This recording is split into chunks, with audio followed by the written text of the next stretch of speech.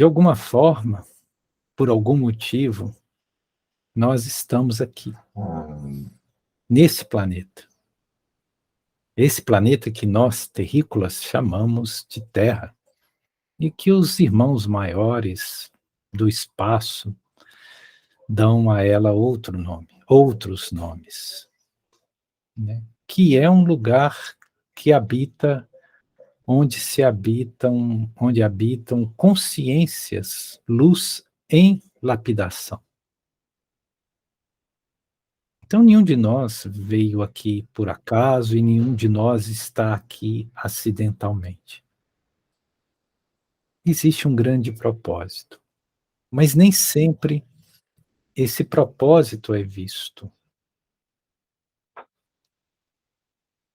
O que sabemos, o que sentimos, parte dessa conexão direta com esse plano de existência, ou seja, com a nossa condição material. Aquilo que somos biologicamente, todas as interações que temos com o mundo concreto, com a realidade concreta. E, a princípio, isto que poderia ser para nós algo revelativo é, na verdade, algo que encoberta a percepção de uma realidade mais profunda.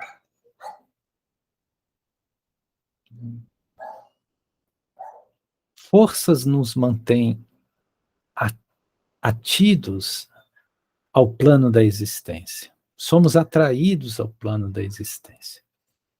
É muito semelhante a um caçador que vai à floresta e prepara uma armadilha.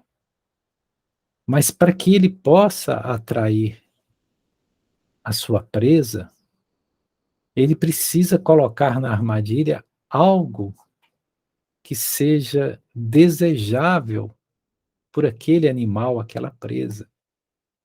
Algo que o animal possa farejar à distância, né? E ser atraído para aquele lugar exato, para dentro da armadilha, para ser aprisionado. Algo semelhante conosco. Pelas nossas compulsividades, pela nossa atratividade pela matéria e pelo desejo de usufruir, de gozar, pelos deleites da vida condicionada, nós somos atraídos para dentro da armadilha do corpo físico. O nosso ser real, a nossa presença divina, o nosso Atman, ele circunstancialmente cai dentro dessa armadilha que nós chamamos materialidade. E quanto nós estamos dentro desta armadilha, ou seja, dentro desse escafandro físico, dessa compleição biológica, nós supomos que a única realidade é esta. Por quê? Porque nos é vedada a possibilidade de percepção dos planos além desse plano tridimensional. E esse plano que nós estamos, onde percebemos esse nível de materialidade, ele é apenas uma frequência. Se nós mudarmos a frequência um pouco para cima, um pouco para baixo, nós estaremos em outras dimensões. Um pouco para baixo, ou seja, para uma densidade maior, nós caímos nos mundos subcrostais.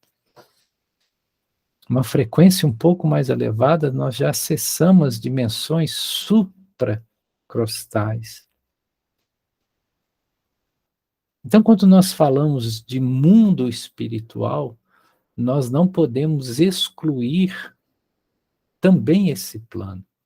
Esse plano é uma das frequências do mundo espiritual, que tem diversas frequências e, consequentemente, diversas dimensões. Existem mundos dentro do mundo, muitos mundos, pluralidade de mundos, e todos eles habitados, todos eles passíveis de receber consciências ou princípios inteligentes. Dimensões onde seres não são orgânicos, mas são consciências, são presenças, têm autopercepção de si mesmos e possuem atividade inteligente. Com isso, nós chegamos à conclusão de que nós não conhecemos nada. E às vezes, por estar a nossa frequência muito preso a essa sintonia que corresponde ao plano de manifestação na superfície terrestre, nós sofremos tanto. Primeiro, porque esse plano não corresponde às necessidades reais do nosso ser, da nossa essência luz. E também sofremos porque, ao estarmos aqui, nós não conseguimos dimensionar a amplitude da realidade espiritual que nos cerca, que nos envolve, presos, aprisionados pelas percepções físicas. Nós sofremos por essa subjugação material, que é ilusória.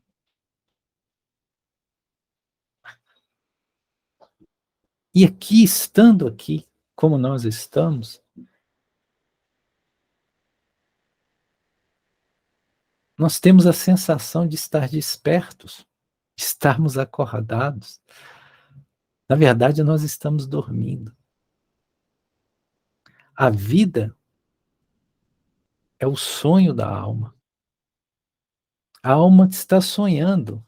E o sonho da alma é isso que nós estamos vivendo aqui. Vai chegar um momento que vamos despertar. E vamos perceber com nítida clareza que toda essa trajetória, toda essa temporalidade, nessa espacialidade, foi apenas um sonho. É sonho porque não é real. Sonho porque não corresponde à realidade definitiva. Sonho porque é transitório. Descemos, caímos aqui, naquilo que chamamos nascimento, percorremos uma trajetória para depois sermos alçados, elevados de novo para as dimensões e planos espirituais. Então, esse período temporal, nessa espacialidade, ela é apenas um experimento desse ser real. É uma experiência de aprimoramento para esse ser real. Seria semelhante a nós quando entramos, por exemplo, para assistir uma partilha como essa. Essa partilha tem hora de início, transcurso e tem a hora do seu término.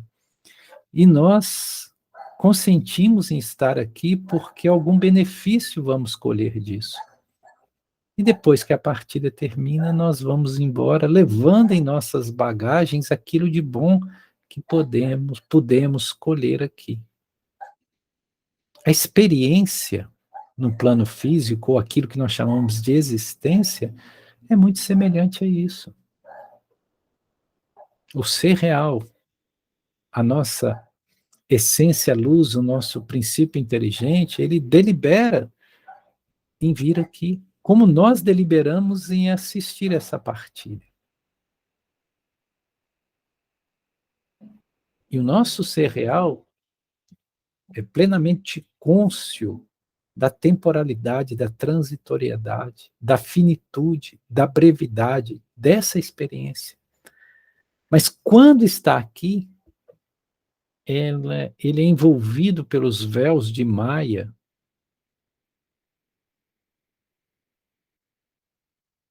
é aquilo que os Vedas chamam de moha, que é um processo de cegamento, de ilusão, e aí nós tomamos aquilo que é transitório por definitivo. Tomamos aquilo que é uma aparência de realidade, uma transitoriedade, como a própria realidade. E nos apegamos tanto ao veículo físico que nos hospeda, como à realidade em que esse veículo físico está. E não percebemos que nós estamos apenas sonhando.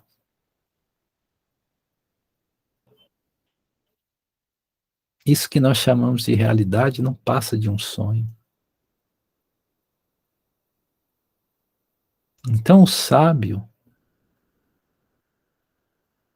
o ser desperto,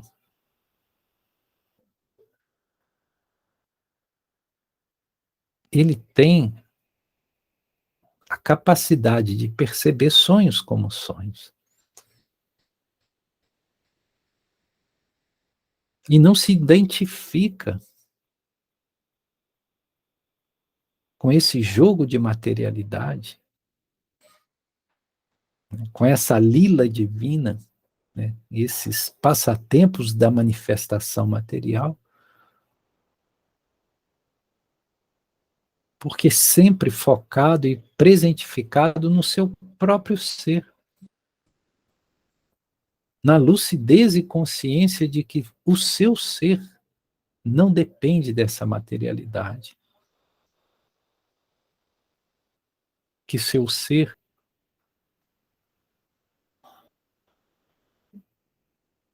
existia antes de descer a esse plano e existirá após partir desse plano.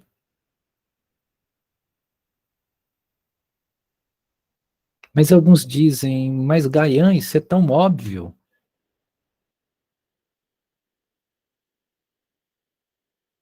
Pode até parecer óbvio, parecer uma obviedade, mas a maioria das pessoas encarnadas nesse planeta vivem como se só existisse vida aqui. Que, aliás, isso aqui não é nem vida, é existência.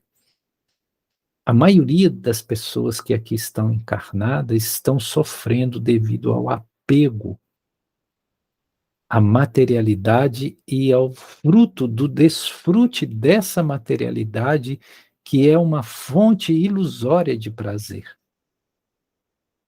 Porque todo prazer que vem do desfrute da materialidade, ele é transitório e mesclado com sofrimento.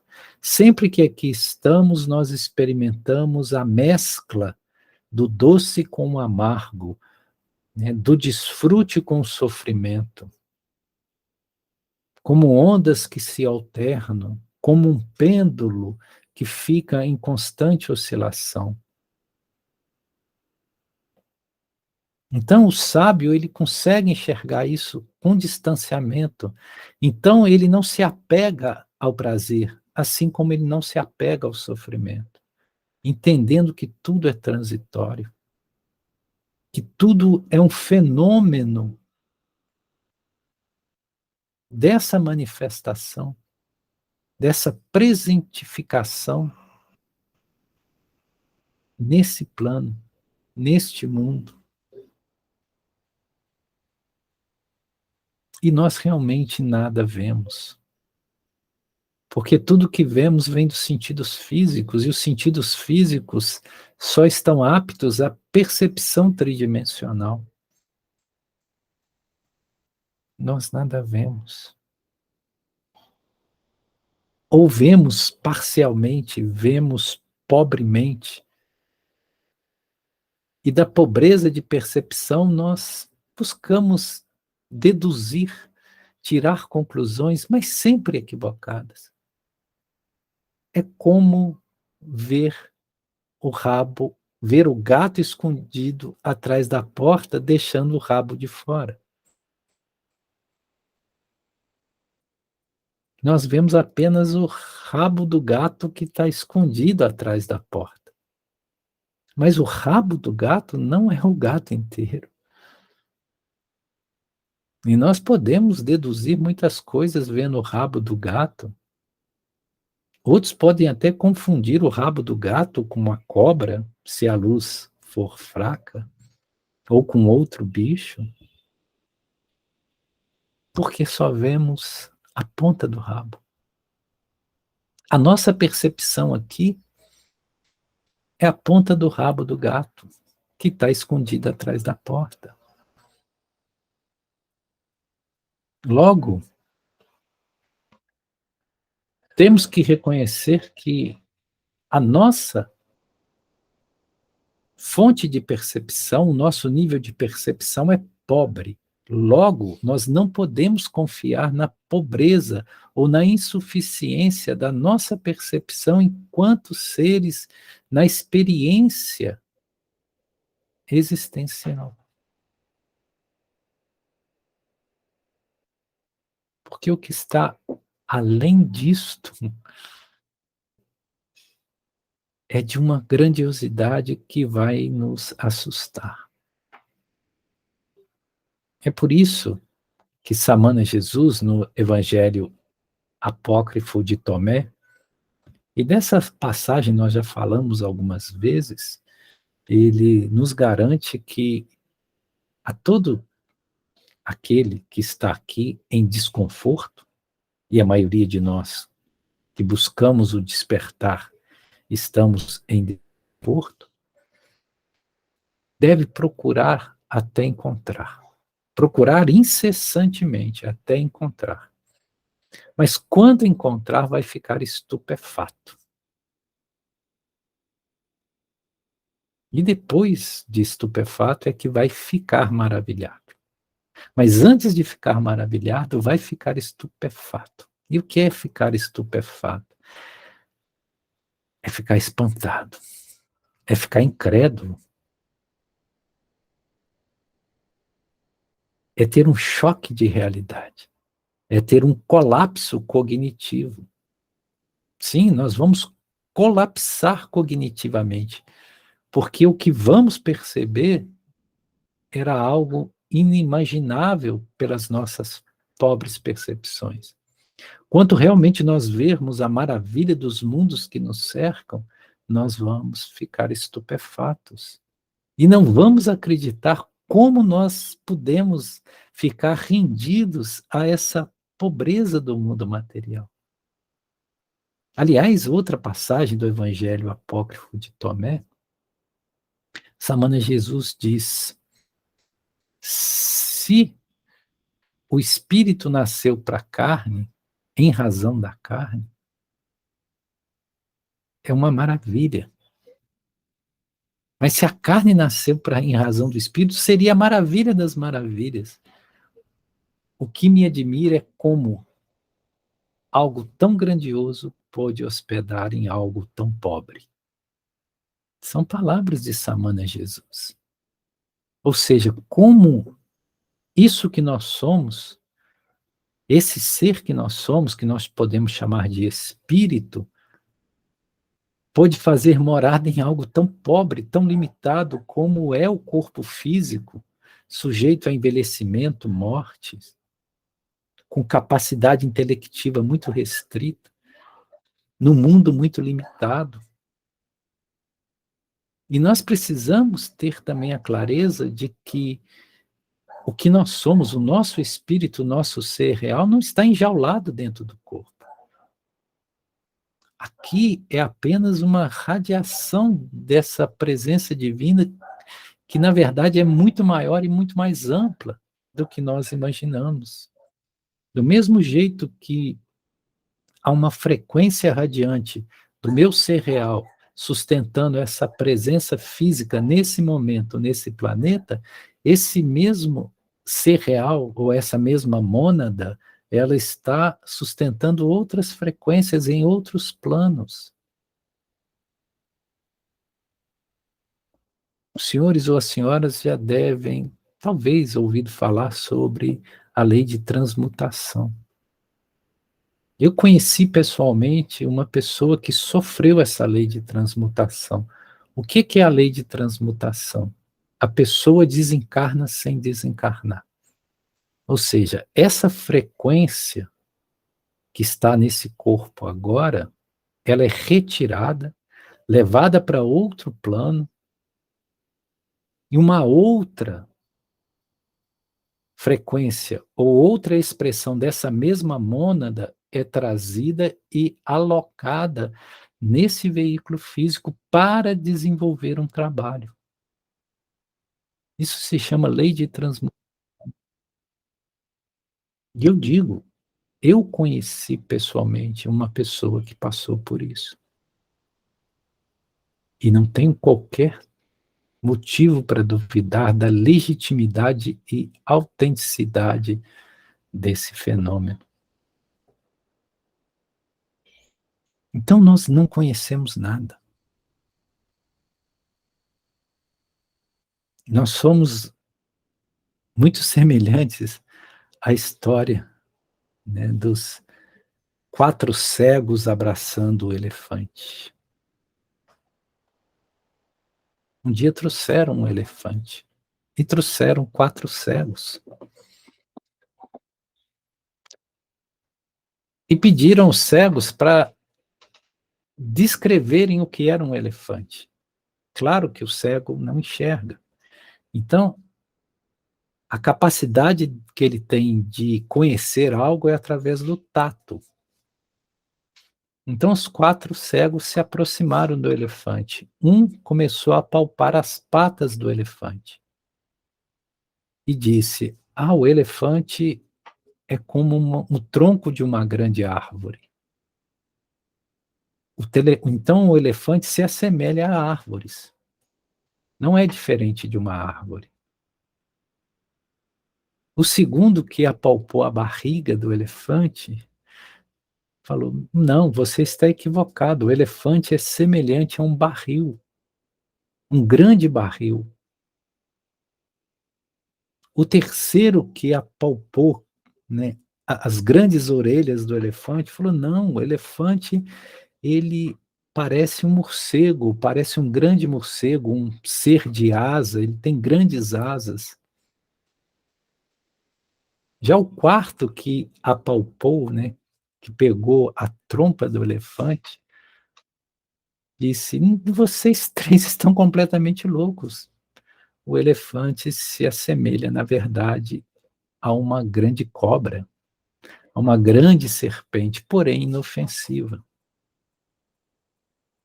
Veja, todos os 4 tinham razão a partir das limitações de suas percepções, sem que nenhum dos 4 estivessem, de fato, com a constatação do que era o elefante. E nós não somos diferentes destes cegos. A nossa condição é muito semelhante a esta, porque nós apalpamos uma realidade e deduzimos a partir de uma insuficiência de percepção.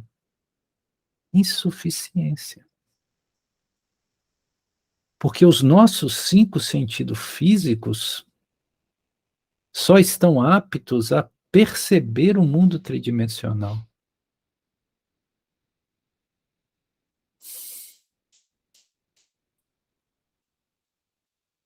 Entendem?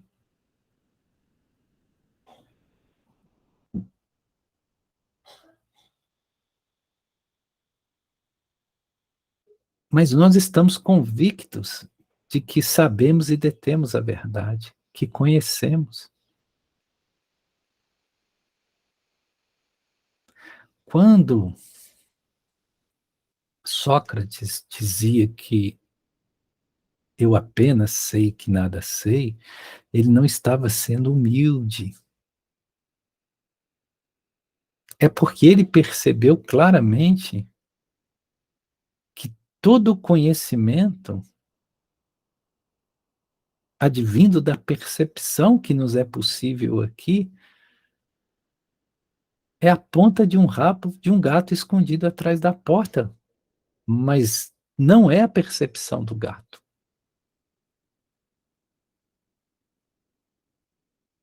Então, quando nós percebemos que nós não temos a capacidade, pelos sentidos físicos e pela intelectividade condicionada pela matéria, de conhecer a realidade de fato, nós abdicamos da arrogância de conhecer, abdicamos das crenças, abdicamos dos dogmas, abdicamos dos discursos de sustentabilidade dessa realidade e nos permitimos ficar vazios. E neste vazio sobrevém o silêncio. Nesse silêncio sobrevém a plenitude. Nesta plenitude sobrevém a paz. Nesta paz sobrevém a realização. E nessa realização sobrevém a libertação, moksha. E libertos, nós não precisamos mais voltar a esse mundo, a esse condicionamento. Poderemos até fazê-lo se necessitarmos ou quisermos, por uma questão de trabalho, em serviço. Como está ocorrendo agora nesse momento planetário, onde seres de altas hierarquias estão encarnando em vida simples para sustentar um nível vibracional que é muito necessário nesse momento planetário. E eles vão passar totalmente desapercebido pela maioria das pessoas, porque eles não têm nada de excepcional. Eles são pessoas simples vivendo realidades simples, vidas simples, mas com uma sabedoria extraordinária. Eles que são responsáveis por ancorar as instruções planetárias nesse momento, nesse planeta, para aqueles que estão realmente buscando a realização espiritual. E aqueles que estão verdadeiramente buscando a realização espiritual, os caminhos religiosos convencionais já não os alimenta. Embora possa ser útil, mas não alimenta, não consegue fazer com que a pessoa dê esse grande salto do despertar. Porque as religiões institucionais, elas estão muito vinculadas aos padrões antigos desta humanidade que precisa ser superada.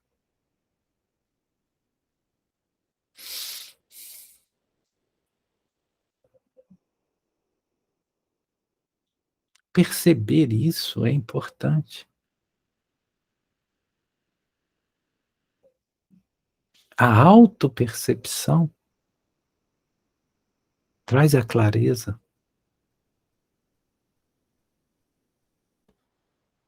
Quando, em vez de sermos subjugados pelo processo mental compulsivo, nós conseguimos observar a mente, vigiar a mente e entender o que a mente é, que é um belo e útil instrumento para nós lidarmos com o plano da manifestação, mas que a mente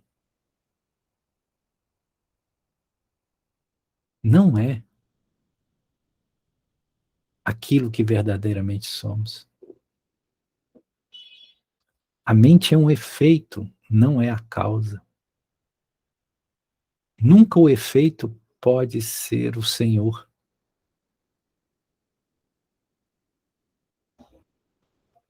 Se eu penso,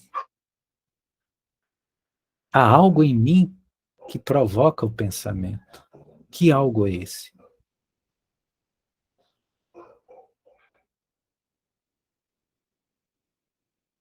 Entende? Então, todo o trabalho dos sábios, dos rishis, dos grandes yogas, está em observar e compreender essa mente. Quanto nós observamos essa mente, e nós entendemos a mente, conhecemos a mente, nós superamos, nós nos distanciamos, nós nos libertamos dos seus ditames aprisionantes e limitantes.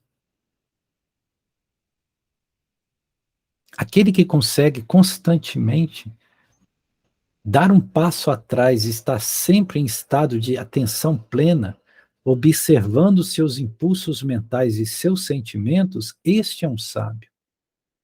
Esse está apto à libertação. Vigiar mente e sentimento. Semelhante à história do... Essa história também é fabulosa. Existia um yogi que todos os dias ele saía da sua cabana, morava numa cabana, e vinha até o rio Ganges, né, o Gangamá, né, o rio Ganges. E sempre nesse trajetório ele passava em frente ao palácio de um rajá, né, de um rei, né, um palácio muito luxuoso, e na porta desse palácio havia sempre um vigia, né, que ficava ali guardando a porta do palácio. E o vigia todo dia via o yogi passar por ali e algum tempo depois voltar, todo dia. Aí um dia esse vigia do palácio não aguentou de curiosidade, interceptou o yogi e perguntou, né, o que você vai fazer, faz todo dia, que o leva a todo dia passar por aqui? E o yogi retrucou com uma pergunta semelhante. Perguntou ao vigia, e você? O que você faz? Porque eu o vejo todos os dias passar por aqui.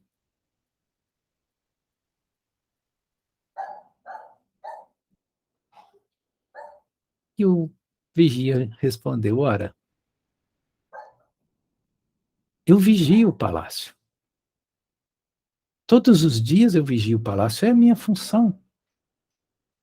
Estou constantemente vigiando o palácio. Aí o yogi disse para ele, poxa, nós fazemos coisas muito semelhantes. Eu também vigio um palácio. Só que é o palácio da minha mente, o palácio dos meus sentimentos, do meu coração.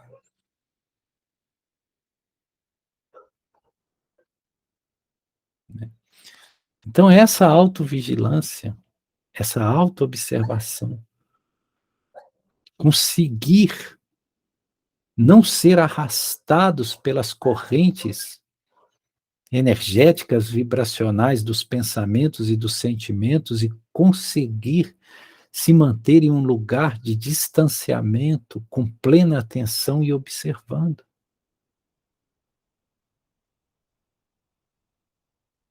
A raiva surge. Nós observamos a raiva que está em nós. É natural que tenhamos raiva. Não há nada de errado com a raiva. E aí observamos. Não nos identificamos. Essa observação neutra, por si só, ela desqualifica os impulsos desse sentimento que poderiam nos ser nocivos.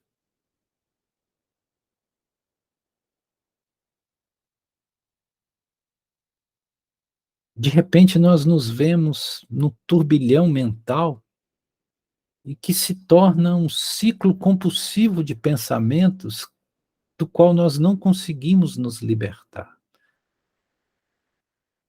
que nos não permite sequer dormir, relaxar, descansar, porque o pensamento é compulsivo. É um pensamento que gera preocupação, que gera angústia. Mas se nós conseguirmos dar um passo atrás, nos desidentificar com os níveis mentais e apenas observar,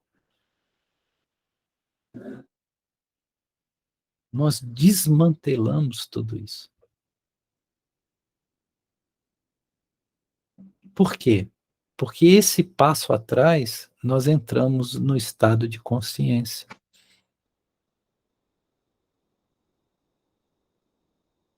E aí todas as flutuações mentais, o que os Yoga Sutras de Patanjali chama de vrits,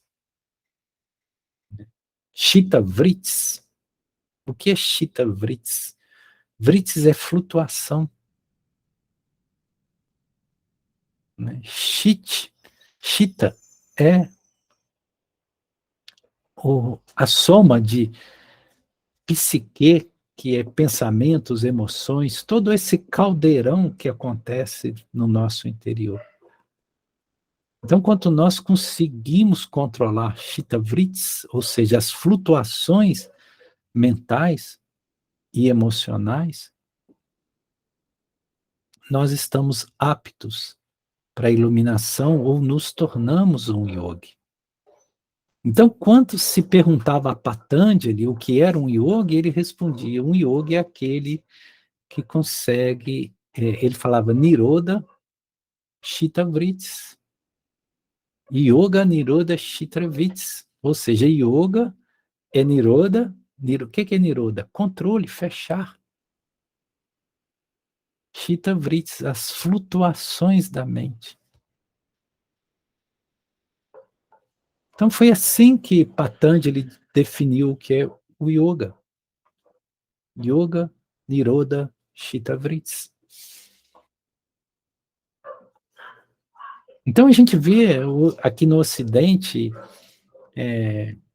tudo que se fala do yoga, né, os professores de yoga, as pessoas indo para a academia fazer yoga, né, que não passa dos exercícios, né, que é a linha do Hatha Yoga, né, com seus asanas, embora seja muito bom, não há nada de errado, mas yoga não é isso.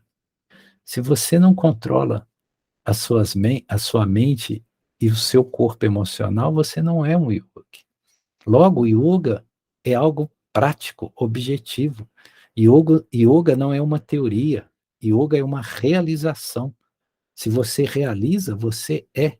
Se você não realiza, por mais que você estude, por mais que você saiba sobre, você não é. Porque yoga não é conceitual. Yoga é vivencial.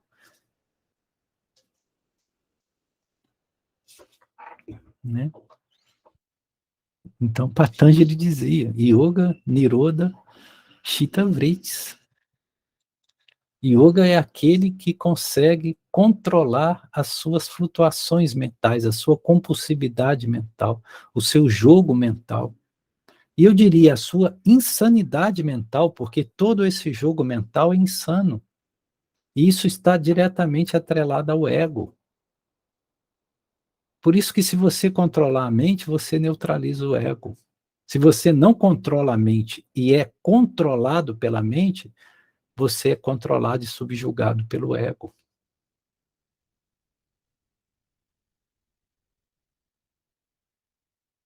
Eu lembro de alguém chegou, né, para um grande vedantista, né, da escola do Advaita Vedanta,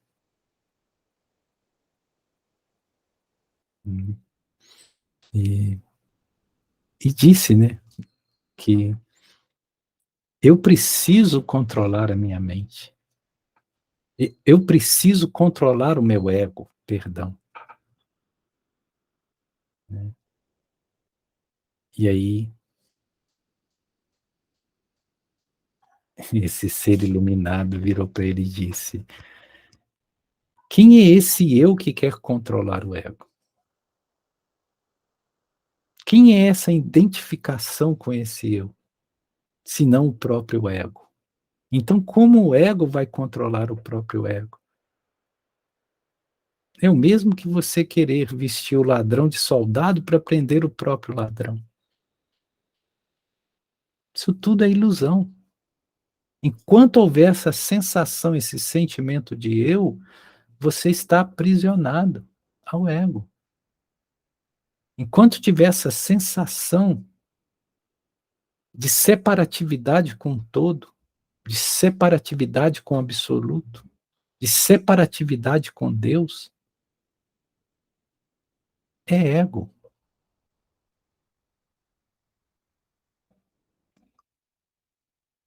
E o ego, se não fosse trágico, seria cômico. Porque o que as pessoas fazem em nome do ego é um absurdo. Sensação de poder, necessidade de aplauso, dependência emocional, tudo em nome do ego. Tudo regido pelo ego. E o discurso do ego, embora louco, ele é tão bem articulado que nós acreditamos piamente.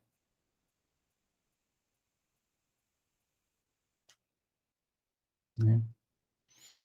E isso é que não nos faz perceber que aquilo que nós chamamos de vida aqui, nesse plano de existência, nada mais é do que o sonho da alma, ou o sonho do nosso ser real. Isso aqui é só um sonho. Só um sonho. E quanto nós despertarmos dele, nós vamos ficar admirados de como nós podemos estar tão aprisionados a uma ilusão tão grande.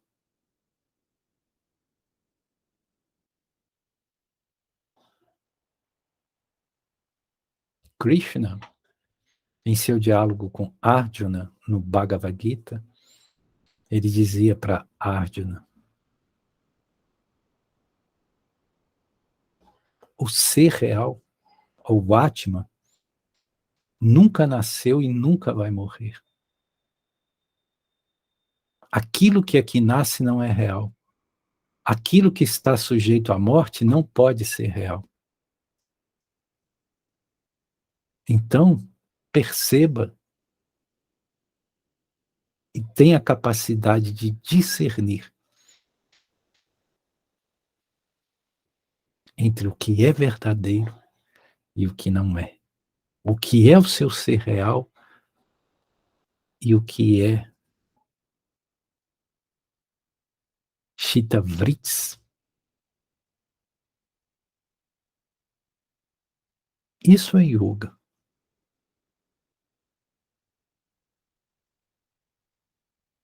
É só isso. Aqui começa e termina o yoga. Simples. Simples. Porque tudo que é verdadeiro é simples. É por nos afastarmos da verdade que nós tornamos as coisas tão complicadas, tão complexas. Toda complexidade é um distanciamento da verdade, da essencialidade. E as pessoas adoram complexidade. Quanto mais teorias estapafúrdias a respeito de Deus, de teologias, mais as pessoas ficam apegadas. e não percebe que quanto mais sofisticado, quanto mais complexo, mais longe está da verdade, porque a verdade é essência, e a essência é simples, é direta, é natural. Nós não precisamos de fazer força para ser aquilo que somos. Nós não precisamos de fazer força para encontrar a Deus, uma vez que Deus nunca se separou de nós. O que não nos permite essa percepção é só os véus da ilusão, os véus de Maia. É isso, minhas queridas, meus queridos. Ficamos por aqui. Nós retornamos agora para o João, para o Eberton, que eles vão, se acharem conveniente, abrir a sala para algum diálogo, algum comentário. Gratidão a todos. Né? Gaiano, Shiva Shambho. Eu gostaria, antes de finalizar, eu ainda estou transmitindo pelo YouTube, porque o Marcelo está acompanhando a gente por lá, e ele fez uma pergunta interessante, se você puder Sim, responder a respeito com, do que você disse. com toda Ele falou alegria. assim, Gaian, ele falou, Gaian, vivemos num sonho, podemos assim dizer, fora da realidade. Como se dá esta conexão de onde estamos, realidade, com os sonhos? Valendo a lógica que não sou este corpo e não sou esta mente. Eu acho que ele quer entender essa questão da nossa existência ser um sonho, mas o que seria o sonho, né? Sim, o sonho no sentido de que não é a realidade. Né? O, é, o, que nós, o que nós percebemos aqui, o que nós sentimos de nós mesmos, é apenas uma pequena projeção do nosso ser real. É essa desconstrução que nos é necessária. Qual desconstrução? Porque todas as teologias, né, e algumas escolas espiritualistas afirmam que o espírito está encarnado nesse corpo. E nos leva a entender que a totalidade do nosso ser, ou daquilo que podemos chamar de nosso espírito, está aprisionado no nosso veículo físico, que só será libertado quando nós morrermos. Né? Isso é um equívoco. O nosso espírito nunca esteve prisioneiro, porque o nosso ser real não é contaminado pela materialidade. Ou seja, não importa o tanto de besteira que nós façamos, o tanto que nós nos distanciamos da luz, o tanto que nós maculamos a nossa pureza, o tanto que nós mergulhamos em podridão, em decrepitude, em escuridão. Isso não afeta o nosso ser real, porque o nosso ser real está ligado a Deus e Deus não se contamina. Logo, aquilo que é divino em nós não pode se contaminar. O que nós, aqui, o que sustenta essa manifestação, essa expressão nesse plano de existência, é uma radiação, é uma emanação. E o nosso núcleo regencial, que nós podemos chamar de mônada, do mesmo jeito que ela emite uma frequência para esse plano de existência, ela emite também para outros. Então, nós temos partes constitutivas do nosso ser divino, nesse momento, se manifestando em outras dimensões, em outros planos, em outras realidades espaço-temporais.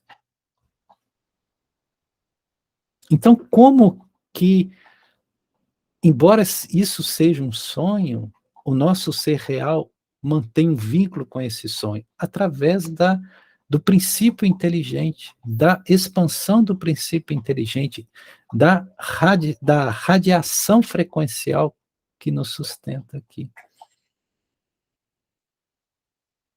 Por isso que os Vedas diz, você se ilude quando pensa que se conhece. Porque quando você pensa que se conhece, essa referência vem pelo ego. E o ego é um impostor.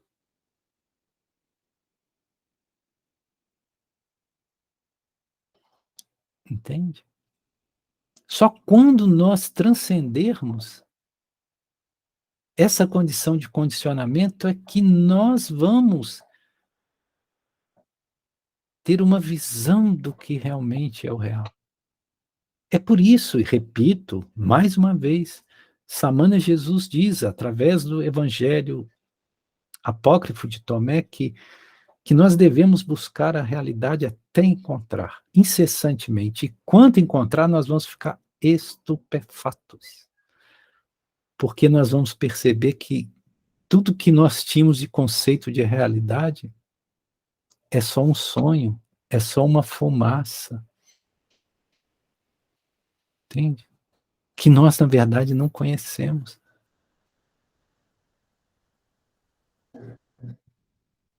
Por isso que os sábios dizem, comece desconstruindo o que você pensa que você conhece. Em vez de tentar conhecer, comece pela via negativa, desconstruindo o que você pensa que conhece. Comece desconstruindo as identificações com o ego. Eu sou esse nome? Não. Elimina. Eu sou a função que exerço no mundo, a profissão? Não. Elimina. Eu sou essa família que eu julgo pertencer? Não, eu nunca tive família. Elimina. Eu sou essa condição social ou esse senso de casta que eu carrego? Não. Elimina. E quanto mais nós vamos eliminando, mais nós vamos nos aproximando daquilo que Krishnamurti chamava de consciência negativa. Que nos aproxima de uma percepção direta. Por isso que o yoga é um caminho direto. Porque quando você tenta chegar pela mente, você não chega a lugar nenhum, você só cria mais confusão, só cria mais teorias, só cria mais conceitos, só cria mais dogmas. Mais se aprisiona. Qual que é o pilar do yoga? Mumukshutvam. O que é Mumukshutvam? Aspiração pela liberdade. Aspiração por moksha, por se libertar disto. Então, o que é o pilar do yoga? Mumukshutva. Aspiração, desejo, ânsia de liberdade. Aquele que não tem desejo de se libertar, nunca vai sair dessa roda de samsara. Vai estar constantemente preso a isto. Preso e atraído. Porque ele fica iludido com os prazeres da matéria, com aquilo que ele pode adquirir na plataforma material, poder, glória, fama, dinheiro, prazeres, ele vai se identificando cada vez mais. É muito semelhante ao camelo. O camelo, ele é atraído por uma planta no deserto, que ela é muito saborosa para o camelo. Mas essa planta tem as folhas cheias de espinho. E o camelo lambe a folha para tentar sugar esse sabor doce da folha, mas à medida que ele lambe, os espinhos da folha cortam a língua dele, que ficam sangrando. E os camelos não param de lamber a folha. Isso é um fato. Então, o que nós temos de diferente dos camelos que lambem as folhas com espinho? O mundo material está nos ferindo, está nos fazendo sofrer, está nos aprisionando, está nos condicionando. Essa realidade do plano tridimensional é cheia de espinhos, mas tem um certo sabor que nós queremos desfrutar, e aí nós ficamos lambendo, embora esteja constantemente nos ferindo.